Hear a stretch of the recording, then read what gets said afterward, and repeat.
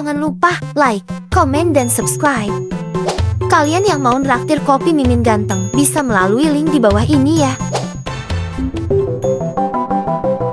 Fajar baru saja menggeliat di ufuk timur ketika Liang Zotao berjalan sendirian menuju tepi hutan terlarang di pinggir desa nelayan hujan.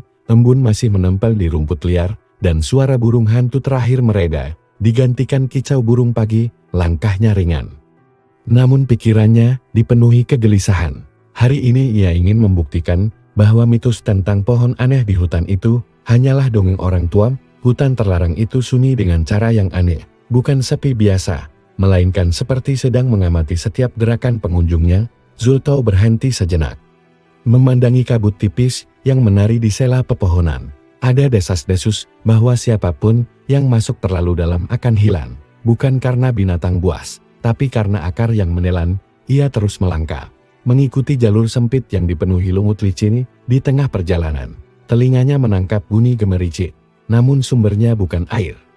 Bunyi itu lebih mirip bisikan, seperti daun yang saling bergesekan, padahal angin tidak berembus. Akhirnya, di tengah lingkaran tanah kering tanpa satupun tetes embun, berdirilah sebuah pohon yang anehnya tampak memancarkan cahaya kehijauan. Batangnya hitam legam, kulitnya seperti batu giok hitam.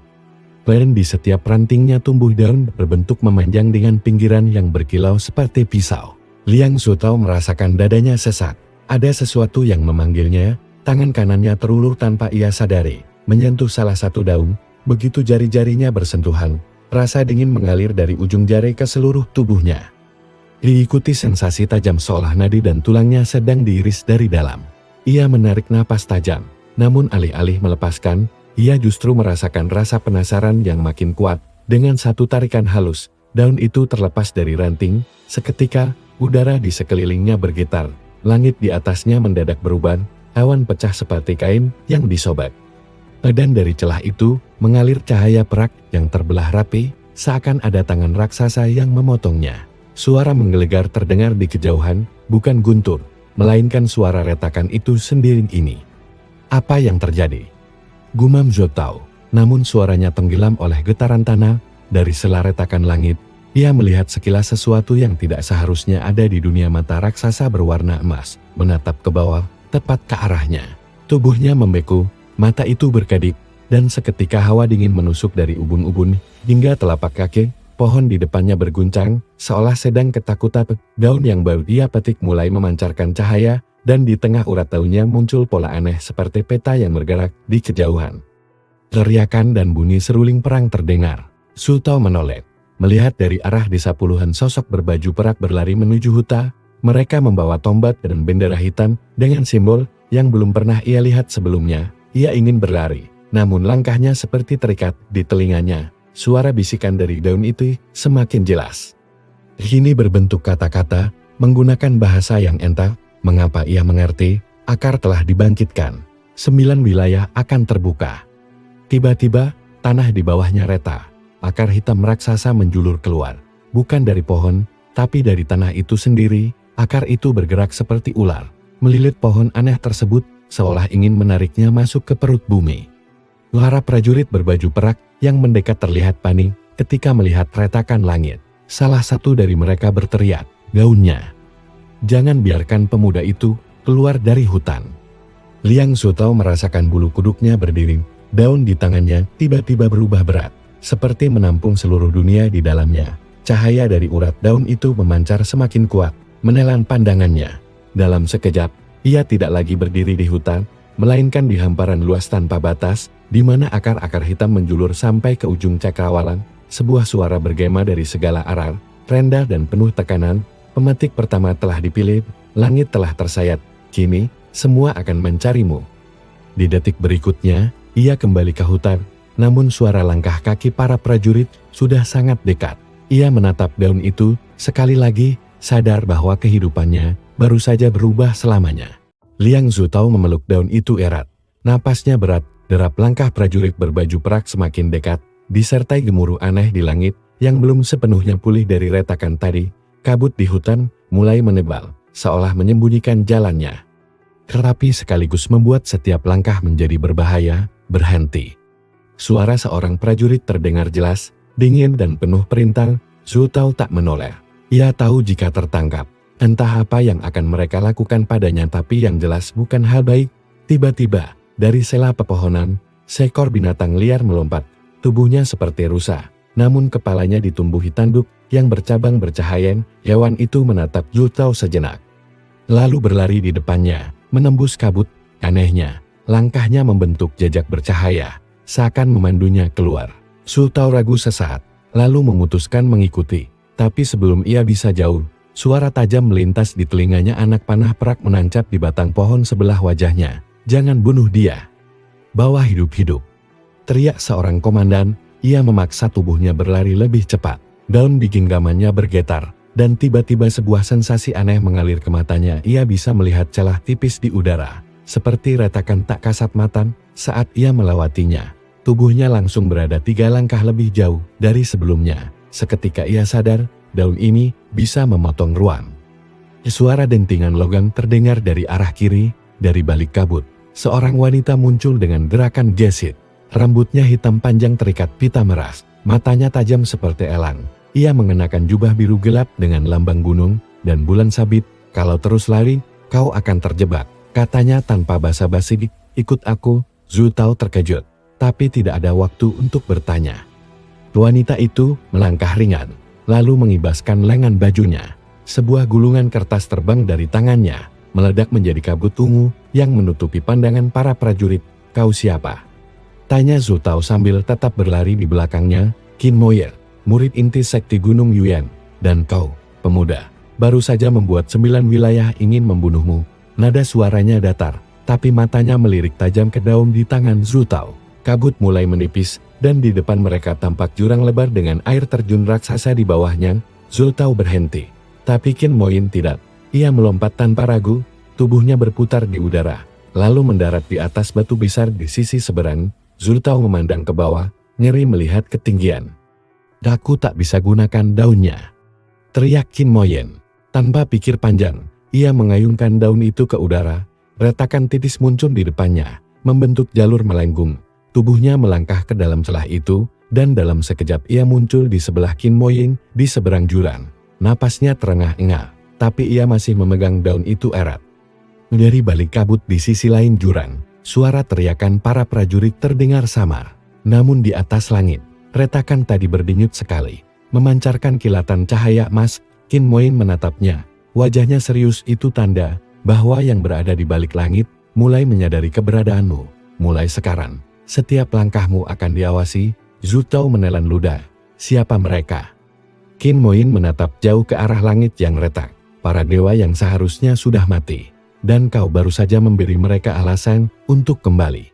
Angin pagi yang menusuk tulang berhembus saat Liang Zhu Tao dan Qin Moyin berjalan di jalur bebatuan yang mengarah ke pegunungan barat. Hutan terlarang sudah jauh di belakang, tapi Zhu Tao tak bisa menghilangkan rasa bahwa sesuatu masih mengikutinya. Langit di atas mereka terlihat seperti biasa. Namun di sudut matanya, Zhu Tao masih melihat garis retakan tipis, mengambang dan perlahan bergerak. Sesekali, ia merasa garis itu bergetar, seperti sedang mengintip. "Kita akan menuju sekte Gunung Yuan dulu," kata Qin Moyin tanpa menoleh. "Tempat itu punya penghalang cukup kuat untuk menyamarkan keberadaanmu dari para pengejar." Zhu Tao mengangguk. Meski dalam hatinya ia tak tahu apakah bisa mempercayai wanita ini, namun ia tahu tak punya pilihan lain. Ia menatap daun di tangannya. Uratnya masih memancarkan cahaya samar, tapi kini warnanya berubah menjadi kehijauan, bukan perak seperti sebelumnya. "Jangan keluarkan itu sembarangan," ujar Qin Moyin tiba-tiba. "Setiap kali kau menggunakannya, jejaknya akan menyebar ke seluruh 9 wilayah. Dan kau tahu artinya?" Zhu Tao menatapnya. "Mereka bisa menemukan aku?" "Bukan hanya mereka," jawab Qin Moyin. "Makhluk yang bahkan aku tak mau sebut namanya akan datang."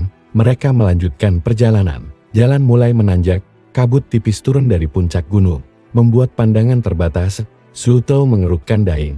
Suara langkah ketiga terdengar samar di belakang mereka, menyatu dengan desir angin. Tanpa peringatan, Qin Moyin berhenti, menatap ke arah kiri hutan. Keluar dari balik pepohonan, muncul seorang pria berpakaian serba hitam. Wajahnya tertutup kain tipis, hanya mata gelapnya yang terlihat, memancarkan kilau seperti baja. Ia berjalan santai, seolah tak terburu-buru. "Mo Sheyun, Bisik Qin Moyen. Nada suaranya tegang. Nama itu membuat Zhu Tao merasa bulu kuduknya berdiri. Meski ia belum pernah mendengarnya. Pria itu tersenyum tipis di balik kain penutup wajahnya. Aku datang hanya untuk mengambil sesuatu yang bukan milikmu, pemuda. Zhu Tao mundur selangkah. Aku bahkan tidak tahu apa ini sebenarnya. Itu bukan alasan untuk menyimpannya. Dalam sekejap, Mo Sheyun menghilang dari tempatnya dan muncul hanya sejengkal di depan Zhu Tao. Gerakannya nyaris tak terlihat. Qin Moyen langsung bergerak. Pedangnya terhunus, menahan serangan dengan benturan logam yang memercikan api. Larilah ke utara, teriaknya. Zhu Tao ragu. Bagaimana denganmu? Aku akan menahan dia. Cepat. Tanpa pilihan lain, Zhu Tao berlari menyusuri jalur berbatu. Mo Sheyun mencoba mengejarnya, tapi Qin Moyen memotong langkahnya dengan kilatan pedang yang menusuk udara. Suara logam beradu menggema di antara tebing. Namun meski ia berlari secepat mungkin, Zhu Tao tahu Mo Sheyun bukan orang biasa. Dia bisa merasakan tatapan dingin itu menembus punggungnya. Di tikungan jalan, sebuah retakan tipis di udara muncul lagi. Kali ini, tanpa ia memanggilnya, seolah daun di tangannya bertindak sendiri. Cahaya dari retakan itu berdenyut, mengundangnya untuk masuk. Zhu Tao menatapnya. Teringat kata-kata Qin Moyen, jangan keluarkan sembarangan. Tapi suara langkah Mo Sheyun yang semakin dekat, membuatnya memutuskan untuk melangkah masuk.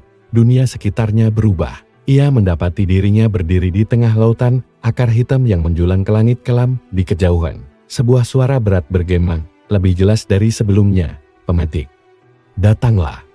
Dekatkan daun itu ke Indi. Sebelum Zhu Tao sempat bergerak, ia mendengar raungan mengerikan dari belakang. Sesuatu sedang bergerak di dunia akar ini, dan ia sadar, mungkin ia baru saja berpindah ke tempat yang jauh lebih berbahaya. Udara di dunia akar itu berat, seperti diselimuti kabut hitam yang terasa kental di paru-paru. Liang Zhu Tao melangkah hati-hati, merasakan tanah di bawah kakinya bukan tanah biasa, melainkan permukaan akar raksasa yang saling melilit, membentuk jalur alami. Suara berat yang memanggilnya sebelumnya menghilang, digantikan oleh bunyi seperti getaran rendah yang datang dari dalam akar. Cahaya dari daun di tangannya menjadi lebih terang, seolah bereaksi pada lingkungan ini. Urat daun itu kini berdenyut seperti nadi hidup. Dari balik kabut hitam, siluet besar mulai terbentuk. Semakin dekat, Zhu Tao menyadari bahwa itu adalah sosok yang menyerupai manusia. Terapi seluruh tubuhnya terdiri dari akar-akar hitam yang terus bergerak, melilit dan memelintir dirinya. Di tempat wajah seharusnya, hanya ada lubang gelap yang memancarkan cahaya merah samar. Makhluk itu menggeram pelan. Lalu suaranya bergema di kepala Zhu Tao. Meski mulutnya tak bergerak. Pemetik pertama. Daunnya bukan milikmu. Zhu Tao mundur beberapa langkah. Aku bahkan tidak tahu kenapa aku bisa ada di sini. Akar-akar makhluk itu mulai menjulur seperti tentakel, mencoba meraih Zhu Tao. Refleks, ia mengayunkan daun itu ke udara. Sebuah celah runcing terbentuk, memotong ujung akar yang mendekat. Potongan itu jatuh, lalu segera membusuk menjadi debu hitam. Makhluk itu terhuyung mundur sejenak, lalu menggeram lebih keras. Kabut di sekeliling mulai berputar, membentuk pusaran yang menyeret Zhu Tao mendekat. Ia mencoba lari, tapi akar-akar di bawah kakinya bergeser, seakan hidup, membuat setiap langkah menjadi licin. Tiba-tiba, dari atas pusaran akar, seekor burung hitam berukuran raksasa melintas, matanya bercahaya perak. Dia menjatuhkan sesuatu, sebuah serpihan batu giok hijau yang memancarkan cahaya hangat. Begitu batu itu menyentuh tanah, akar-akar di sekitar Zhu Tao melambat, memberi celah baginya untuk berlari. Suara berat itu kembali terdengar, kali ini lebih dekat. Bawa inti itu ke pusat akar, atau kau akan mati di sini. Zhu Tao meraih batu giok itu, lalu menancapkannya di permukaan akar besar di depannya. Sesuai dorongan nalurinya, akar tersebut bergetar hebat, lalu terbuka seperti pintu, memancarkan cahaya putih yang menelan tubuhnya. Dalam sekejap, Zhu Tao kembali berada di jalur bebatuan pegunungan. Napasnya memburu, dan di depannya berdiri Qin Moyen terengah, tapi masih memegang pedang. Dengan darah segar menetes dari ujungnya, kemana saja kau? Bentaknya. Mo Sheyun nyaris memenggal kepalamu. Sebelum Zhu Tao sempat menjawab, suara siulan melengking terdengar dari kejauhan. Qin Moyen menoleh cepat, wajahnya menegang. Tidak. Mereka sudah sampai, di balik kabut gunung, siluet pasukan berbaju perak kembali muncul, tapi kali ini, jumlah mereka 10 kali lipat, membawa bendera hitam dan simbol yang berputar seperti pusaran dimensi. Pasukan berbaju perak mendaki jalur batu dengan langkah teratur, derap kaki mereka seperti pukulan genderang perang yang menghantam dada Liang Zutao. Qin Moyin menariknya mundur ke tepi tebing, matanya tajam menghitung jarak dan jumlah lawan, 200 orang, gumamnya. Dan mereka membawa jenderal. Zutao menelan ludah. Kita tidak mungkin melawan sebanyak itu. Bukan melawan. Kita harus menembus. Qin Moyin memutar pedangnya. Bilahnya memantulkan kilau aner saat cahaya pagi menembus kabut. Kalau bisa menembus barisan pertama, ada celah di sebelah barat yang bisa kita gunakan untuk keluar dari gunung. Namun sebelum mereka bergerak, pasukan itu berhenti. Dari tengah barisan, seorang pria bertubuh tinggi melangkah maju. Jubah peraknya dihiasi simbol pusaran hitam dan di tangannya tergenggam sebuah tombak berbilah ganda yang berputar perlahan. Matanya menatap langsung ke daun di tangan Zutao. Pemetik Zutian. Atas nama Panglima Langit Timur, serahkan daun itu, kau akan diberi kematian yang terhormat. Zutao merasakan daun itu berdenyut di telapak tangannya. Kali ini lebih kuat dari sebelumnya. Pandangannya kabur, dan tiba-tiba dunia di sekitarnya memudar. Ia melihat langit retak, tapi kali ini bukan di hutan, melainkan di tengah medan perang purba. Ribuan prajurit berperang di atas hamparan awan merah, sementara di atas mereka, raksasa bercahaya emas bertarung melawan bayangan hitam sebesar gunung. Di tengah kekacauan itu, sebuah pohon raksasa tumbuh di langit, akarnya menembus bumi. Dan di setiap rantingnya tergantung daun bercahaya, seperti yang digenggamnya sekarang. Satu persatu daun itu dipetik oleh tangan-tangan tak terlihat. Setiap kali itu terjadi, kilatan cahaya memotong langit, dan memisahkan bagian dunia. Penglihatan itu lenyap secepat datangnya. Zutao tersentak kembali ke tubuhnya. Napasnya berat. Qin Moyin memandangnya dengan cemas. Apa yang kau lihat? Sebelum ia sempat menjawab, pasukan berbaju perak mulai bergerak. Barisan depan menurunkan tombak. Ujungnya berkilau biru, seperti mengandung petir. Qin Moyin mendorong Zutao ke belakang. Jangan gunakan daunnya kecuali terpaksa. Sekali lagi aku ingatkan, setiap kali kau memotong ruang, mereka yang di luar langit akan semakin tahu posisimu. Pasukan itu menyerbu. Qin Moyin menyambut dengan tebasan cepat, memecah tombak pertama yang mengarah padanya. Percikan energi memenuhi udara. Zutao terdesak ke tepi tebing, matanya menatap ke celah sempit di sebelah barat yang tadi disebut Qin Moyin. Namun di sisi celah itu, bayangan hitam tipis mulai merayap di udara, membentuk sosok manusia tinggi yang wajahnya samar. Hanya matanya yang terlihat jelas, mata emas yang pernah ia lihat di retakan langit. Suara dalam kepalanya bergema lagi. Serahkan daun itu, pemetik. Dunia ini tak layak memilikinya. Zutao sadar, ancaman yang datang bukan hanya dari pasukan di depannya, tetapi juga dari sesuatu yang bahkan Qin Moyin belum sadari ada di sini. Hujan petir menyapu lembah Tianlu. Angin malam membawa bau bisi yang menusuk, bercampur aroma tanah basah. Xiang Ye berdiri di atas batu hitam yang retak-retak. Tubuhnya bergetar bukan karena dingin, melainkan karena dorongan energi yang berusaha memecahkan pembuluh darahnya dari dalam. Di telapak tangannya, daun pemutus langit bergetar pelan, mengeluarkan nada tipis seperti gesekan pedang melawan batu. Setiap kali ia mencoba mengalirkan ki ke dalamnya, kilatan biru menyambar langit di atasnya. Rantai spiritual yang mengikat daun itu tampak semakin longgar. Xiao Zhurong yang berdiri di sisi lain lembah, menatapnya dengan sorot mata seperti elang. Kau pikir kau bisa menaklukkan benda itu hanya dengan kekuatan mentah? Suaranya tajam, menembus deru angin. Benda itu lahir dari luka langit.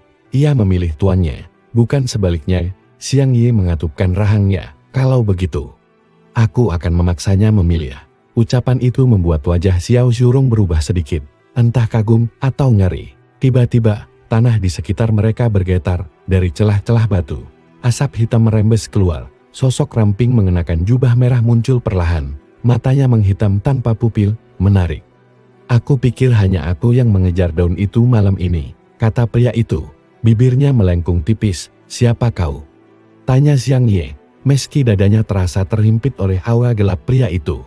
Yuan Xiuying, jawabnya singkat.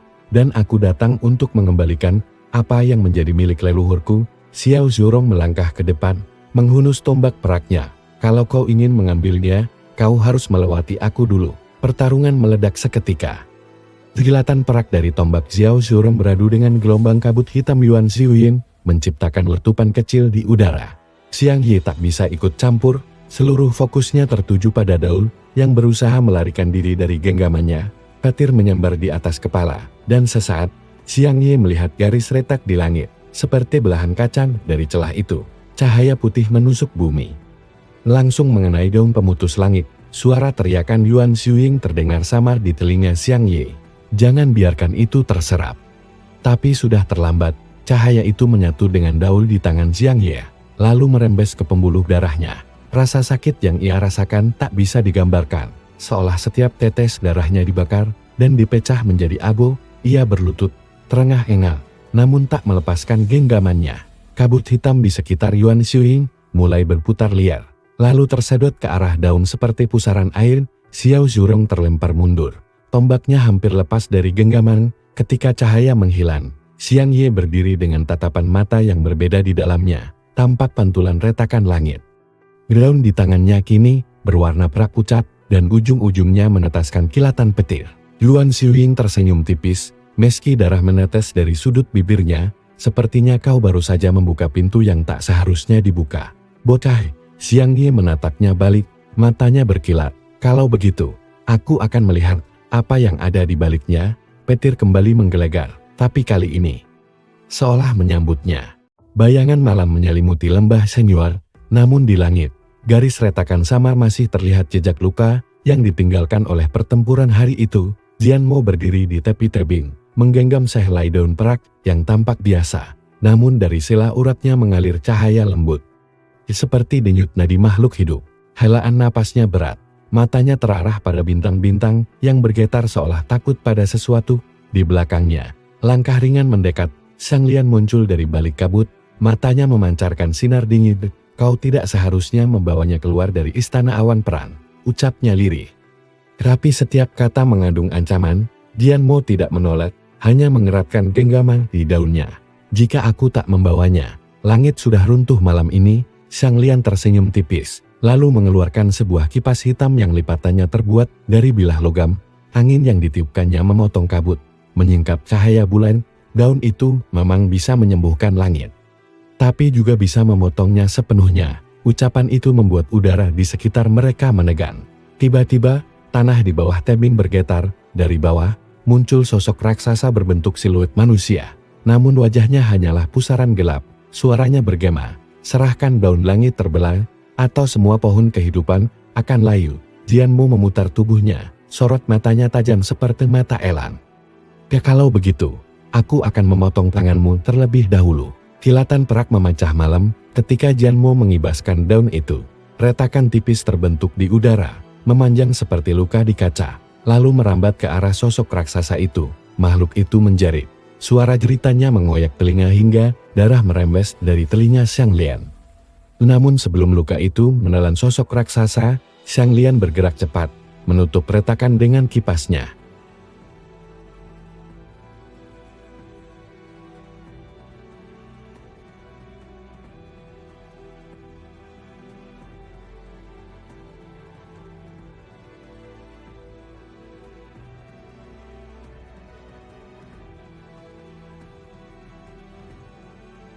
Kau punya 3 hari sebelum langit benar-benar runtuh. Gunakan waktu itu untuk memutuskan siapa yang harus memegang daun itu. Angin malam membawa aroma tanah basah dan darah. Jian Mo tahu, 3 hari bukanlah waktu yang cukup untuk mempelajari seluruh kekuatan daun itu. Namun ia juga tahu, jika ia menyerahkannya pada orang lain, mungkin dunia ini akan lebih cepat binasa. Di kejauhan, kilat ungu menyambar, membelah awan tanpa suara. Pertanda yang hanya dipahami oleh para ahli langit. Gerbang timur sudah mulai retak. Jian Mo merasakan tulang punggungnya menggigil. Meski darahnya terbakar oleh tekan, Xiang Lian berbalik, berjalan menjauh sambil melipat kipasnya. Ingat, Jian Mo, daun itu bukan sekadar penyelamat atau penghancur, ia adalah kunci. Dan kunci selalu memiliki 2 sisi. Jian Mo menatap punggung Xiang Lian yang menghilang di kabut, lalu menatap kembali ke daun perak di tangannya. Cahaya lembutnya kini berdenyut lebih cepat, seperti jantung yang gelisah. Ia menggenggamnya erat, menatap langit yang dipenuhi bintang pucat. Kalau langit ingin runtuh, gumamnya, maka biar aku yang memotongnya terlebih dahulu. Sebelum mereka melakukannya, dari jauh, di bawah lembah, bayangan pohon-pohon mulai bergetar. dan satu persatu daunnya luruh mengapung ke udara, menuju langit yang bergetar. Langkah Jian Mo mulai bergerak menuruni tebing, bukan untuk melarikan diri, tapi untuk mencari akar masalah. Ia tahu, permainan ini baru saja dimulai, dan ia hanya memiliki satu kartu, daun yang bisa memotong langit. Namun ia tak sadar, di balik kegelapan, sepasang mata berwarna merah darah mengikutinya menunggu momen saat daun itu bisa direbut tanpa ampun di antara kabut dan malam. 5 langkahnya bercampur dengan bisikan angin yang membawa satu pesan samar. Langit tidak selalu ingin diselamatkan. Suara raungan dari jurang spiritual itu semakin menjadi-jadi, mengguncang tanah, dan membuat formasi pertahanan sekte retak di beberapa titik. Murid-murid yang berjaga di dekat formasi mulai panik, namun Hualian berdiri tegap, menancapkan pedang panjangnya ke tanah. Mengalirkan energi ki murni untuk memperkuat lapisan pertahanan. Dari balik kabut hitam, seekor binatang buas berwujud naga tanpa sisik merayap keluar. Matanya merah menyala seperti bara api. Setiap langkahnya membuat udara terdistorsi, dan hawa kematian menyebar ke seluruh lembah itu. "Siang Po, pemangsa jiwa," seru salah satu tetua, wajahnya pucat pasi. Binatang itu seharusnya terkurung di dunia bawah selama 1000 tahun. Namun entar bagaimana ia bisa muncul di sini. Sementara itu, di sisi lain lembah, Li Yuan berdiri di atas batu besar, menatap ke arah binatang itu dengan ekspresi dingin. Di tangannya, cincinnya mulai memancarkan cahaya keemasan.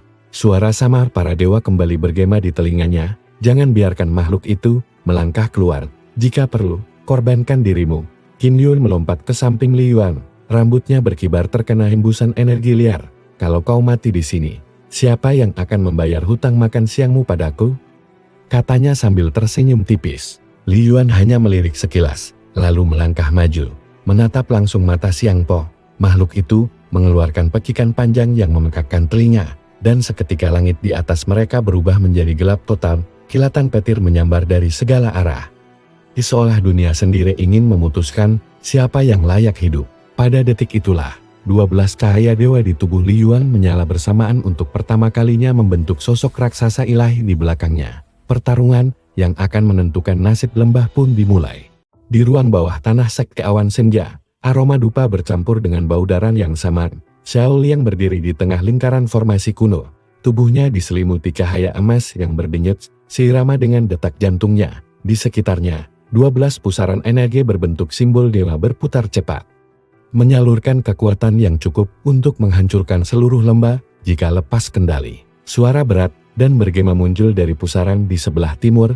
"Anak manusia, kau sudah siap menerima langkah berikutnya?"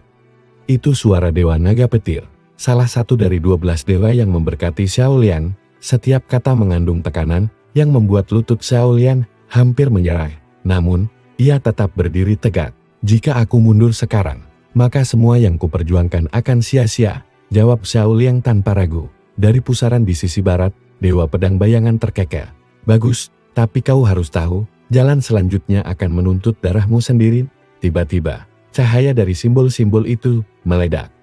Di Xiao Liang merasakan sesuatu seperti duri es menembus pikirannya. Sekilas, ia melihat gambaran masa depan, dirinya memegang pedang bercahaya di tengah medan perang yang penuh mayat. Sementara di langit, 12 dewa berdiri mengawasinya. Namun sebelum penglihatan itu hilang, wajah seseorang muncul di antara kabut. Seorang gadis dengan mata setajam bintang.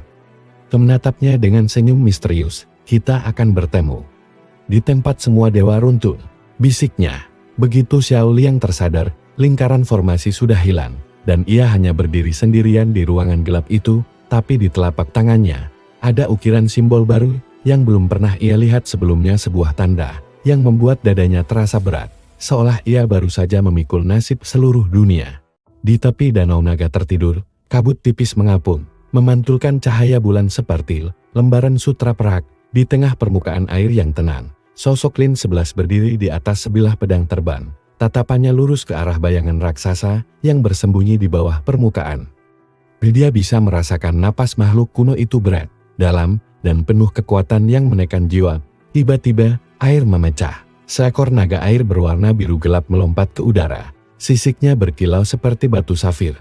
Matanya memancarkan aura kuno yang memandang Lin 11 bukan sebagai musuh, melainkan sebagai ujian. "Manusia, mengapa kau datang ke wilayahku?" Suara naga itu menggema langsung di dalam pikirannya. Lin 11 membungkuk sedikit, tidak menunjukkan rasa takut.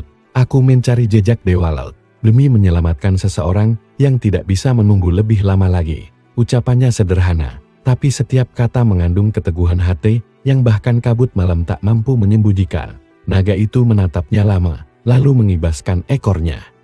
Gelombang besar menghantam udara, namun bukan untuk menyerang melainkan untuk menguji keseimbangan Lin 11. Ia bertahan di udara.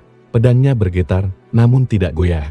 Cahaya pedang dari telapak tangannya perlahan membentuk lingkaran, menahan hempasan air yang hendak meremukkannya. Ada dua jalan, kata naga itu akhirnya, kau bisa melawanku hingga salah satu dari kita menyerah. Atau kau bisa menjawab teka-teki leluhurku, pilihlah. Suara itu dalam, tapi mengandung rasa ingin tahu. Lin 11 menutup mata sebentar. Dia mengingat pelajaran lama dari gurunya. Kekuatan bukan satu-satunya kunci untuk menaklukkan yang kuno. Aku memilih teka-teki, jawabnya. Senyum samar atau mungkin hanya ilusi terlihat di wajah naga. Baiklah, dengarkan. Apakah yang lahir di lautan, mati di daratan? Namun kembali ke laut tanpa pernah meninggalkannya? Lin 11 terdiam. Pikirannya berputar cepat. Air di sekitarnya mulai beriak. Seakan waktu yang diberikan hanyalah sehembusan napas. Saat ia hendak membuka mulut, bayangan seseorang muncul di tepi danau mata yang dikenalnya. Tapi auranya berbeda. Di tengah hutan berkabut malam itu, Yue Shen melangkah cepat.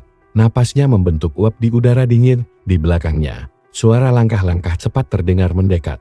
Namun bukan milik manusia biasa. Setiap langkah menggetarkan tanah seperti hentakan binatang buas. Seketika, dari balik kabut muncul sosok tinggi berkulit pucat dengan mata merah menyala. Penghuni lama lembah Yin, gumam Yue Shen. Merasakan tekanan aura kuno yang menusuk tulang, makhluk itu tersenyum, memperlihatkan gigi taring panjang. Kau membawa sesuatu milikku? Yue Shen tak menjawab, hanya mengeratkan genggaman pada kantong kulit di pinggangnya. Batu giok dalam kantong itu berdenyut pelan, seolah hidup. Tiba-tiba, bayangan hitam melesat di antara mereka, menghalangi serangan makhluk itu. Sosok itu adalah Luo Jian, dengan mata penuh amarah. Jika ingin dia, kau harus melewati aku, ucap Luo Jian dingin. Aura pedangnya menyapu kabut, memecahnya seperti tirai tipis. Namun penghuni lama hanya tertawa rendah. Kalian berdua tak lebih dari api lilin di hadapan badai. Pertempuran pun pecah. Setiap benturan membuat pohon-pohon di sekitarnya patah, tanah terbelah, dan kabut tersibat. Yue Shen tahu, jika ia tetap tinggal, ia hanya akan menjadi beban. Dengan hati berat, ia memutuskan berlari menjauh, mengikuti cahaya samar bulan untuk mencari jalan keluar dari hutan terkutuk itu. Namun sebelum ia bisa keluar, suara jeritan Luo Jian bergema di belakangnya, jeritan yang membuat darahnya membeku. Kabut putih yang menggantung di atas lembah roh senja tiba-tiba berwarna keperakan, berputar seperti pusaran air raksasa. Dari dalamnya terdengar dentingan seperti lonceng yang dipukul dari kejauhan. Luo Tian yang berdiri di tepi jurang menatapnya tanpa berkedip. Ini adalah tanda bahwa ritus panggilan roh purba akan segera dimulai. Di bawah lembah, ratusan kultivator dari berbagai sekte sudah berkumpul, masing-masing membawa lentera roh yang berkilau dengan warna berbeda, mewakili nasib dan kekuatan mereka. Namun di antara kerumunan itu, tatapan mencurigai Luo Tian tak dapat disembunyikan bagi mereka. Seorang kultivator kelas terendah seperti dirinya tak pantas berada di upacara ini. Langkah kaki lembut terdengar dari belakang. Siang Lanyu muncul, jubah biru muda berkibar di tiup angin. Kau tahu risikonya kan? Ritus ini akan memanggil roh yang paling selaras dengan jiwamu. Jika roh itu menolak, kau akan mati di tempat. Suaranya datar, tapi matanya menyiratkan kekhawatiran. Luo Tian hanya tersenyum tipis. Aku tak pernah berharap banyak. Tapi ada sesuatu yang memanggilku ke sini. Ia menatap kabut keperakan itu, merasakan bisikan halus yang hanya bisa ia dengar. Suara gong menggema 3 kali, menandakan awal upacara. Semua kultivator menutup mata, mulai melafalkan mantra kuno. Lentera-lentera mereka terangkat ke udara. Satu persatu diserap oleh pusaran kabut. Ketika gilirannya tiba, Luo Tian mengangkat lentera roh miliknya kecil, redup, hampir padam. Namun begitu menyentuh pusaran kabut, sesuatu yang tak terduga terjadi. Cahaya putih menyembur, mendorong semua orang mundur. Dari dalam pusaran, keluar 12 cahaya berbentuk naga kecil. Masing-masing dengan warna dan aura berbeda. Orang-orang terperangah, tidak mungkin. Hanya legenda yang menyebutkan ini. 12 roh penjaga dewa. Teriak seorang tetua dengan suara bergetar. Naga-naga cahaya itu melingkari Lu Tian, menatapnya dengan mata bercahaya seolah sedang menilai, lalu serentak mereka menundukkan kepala tanda pengakuan mutlak. Di tengah keterkejutan itu, Xiang Lanyu berbisik pelan, kalau ini benar, maka nasib dunia mungkin akan berubah lewat tanganmu. Kabut keperakan mendidih, dan dari dalamnya, suara berat namun jernih berkata, pewaris yang terpilih. Waktumu hanya 3 musim untuk mengumpulkan kekuatan. Jika gagal, semua akan berakhir. Langit di atas lembah roh berkabut, diselimuti awan ungu pekat, seolah menyembunyikan rahasia yang tak boleh dilihat manusia. Feng Xi berdiri di tepi jurang. Tubuhnya berlumur darah, namun matanya masih menyala dengan semangat yang membara di tangannya.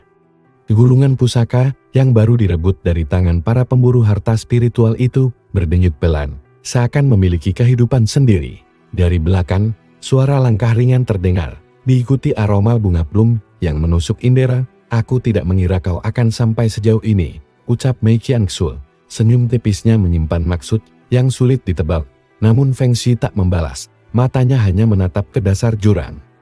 Lempat kabut hitam bergerak seperti makhluk hidup. Jangan bilang kau mau melompat, lanjut Qiangxu sambil mendekat. Tangannya menyentuh pedang di pinggang. Feng Xi akhirnya berbicara, suaranya parau. Jika aku tidak melompat, maka semua ini sia-sia. Gulungan ini hanya bisa dibuka di bawah lembah itu, di hadapan batu jiwa tertua. Seketika, tanah di bawah mereka bergetar. Dari dalam kabut, tangan raksasa berlapis sisik hitam muncul, mencengkeram tepi tebing. Suara bergema memenuhi lembah. Manusia, beraninya kau membawa pusaka itu ke wilayahku? Aura tekanan spiritual begitu besar menghantam, membuat lutut Feng Xi hampir menyerah. Mei Qiangxu melirik tajam. Kalau kita tidak bersatu, kita mati di sini. Tanpa menunggu jawaban, ia menarik Feng Xi dan melompat ke dalam kabut, membiarkan dingin menusuk tulang menyelimuti mereka. Saat jatuh, gulungan di tangan Feng Xi terbuka sedikit, memancarkan cahaya keemasan yang menembus kegelapan di bawah sana. Sebuah altar batu raksasa mulai bangkit dari kabut, dihiasi ukiran kuno yang bergerak seperti hidup. Feng Xi merasakan sesuatu membangkitkan kekuatan dalam tubuhnya, kekuatan yang bahkan ia tak tahu ia miliki. Namun sebelum kakinya menyentuh altar, sebuah bayangan hitam dengan mata merah darah muncul, siap merobek mereka berdua, tepat sebelum serangan itu menghantam. Pusaka di tangan Feng Xi bersinar terang, menciptakan dinding cahaya yang membelah kabut. Suara bisikan kuno terdengar di telinga mereka berdua. Pewaris telah tiba, ujian pertama dimulai. Di bawah langit yang diselimuti awan pekat, Zhu Liang berdiri di tepi jurang, menatap lembah yang dipenuhi kabut hitam. Suara gong dari lembah itu bergema, membawa getaran yang menembus tulang. Setiap dentangan membuat urat nadinya terasa terhimpit, namun ia tak bergerak sedikit pun. Kalau kau masuk, kau mungkin tak akan kembali, ujar suara berat di belakangnya. Itu adalah Elder Yu, salah satu tetua tertua sekte Cakar Hitam. Wajahnya penuh keriput, namun mata tuanya memancarkan kekuatan yang seakan bisa menembus lapisan kabut. Zhu Liang menoleh sebentar, lalu kembali memandang ke depan. Kalau aku tidak masuk, semua yang terjadi ini akan sia-sia.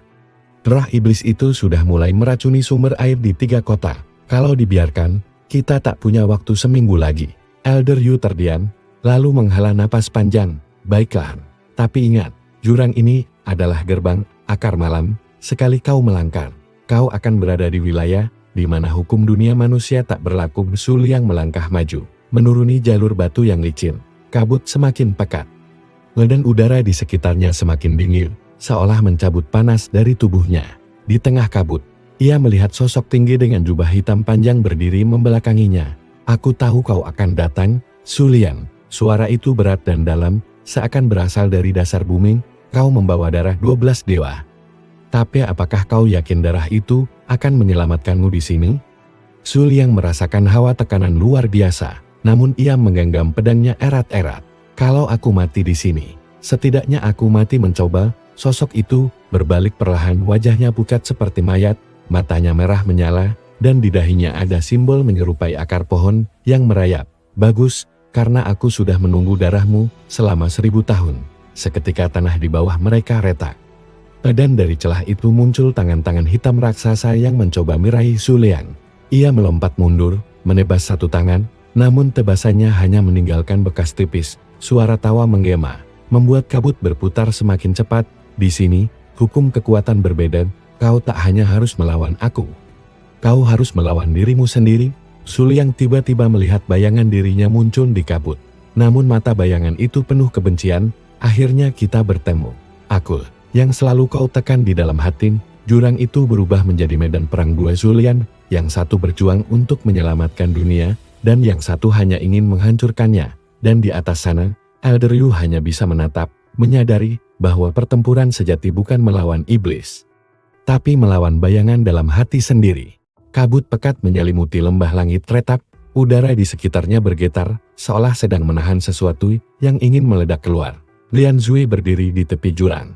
Pedang Qianji di tangannya berkilau memantulkan cahaya merah dari pusaran raksasa di langit. Di belakangnya, Shen Yiran, Wu Jian, dan puluhan murid sekte yang tersisa menatap penuh harap.